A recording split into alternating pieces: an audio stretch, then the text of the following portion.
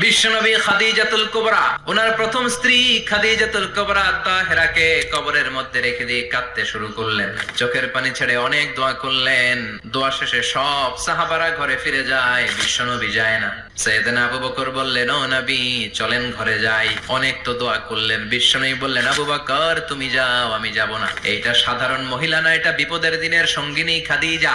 মক্কায় যখন আমার কেউ ছিল না, খাদিজা আমারে ভুলে নাই। এই একটাই মহিলা, যেই মহিলাকে আল্লাহ আরশের উপর থেকে সালাম দিয়েছে, মহিলাটার নাম খাদিজা। আল্লাহু আকবার। আমার সব সন্তান আল্লাহ খাদিজার পেট থেকে দিয়েছে। ফাতেমা তুজ-জোহরা খাদিজার মেয়ে, যায়েনব খাদিজার মেয়ে, উম্মে কুলসুম খাদিজার মেয়ে, রুকাইয়া খাদিজার মেয়ে, আবুল কাসেম বিশ্বনবীর ছেলে খাদিজার ছেলে, আব্দুল্লাহ যাকে তাইয়্যিব এবং তাহের নামে আমরা চিনি, সেও খাদিজার ছেলে। সুবহানাল্লাহ। ও আবু বকর, আমার এই কলিজার টুকরা প্রিয়তমা খাদিজারে রেখে দিয়ে কেমনে বাসায় যায়? তুমি যাও এখনই।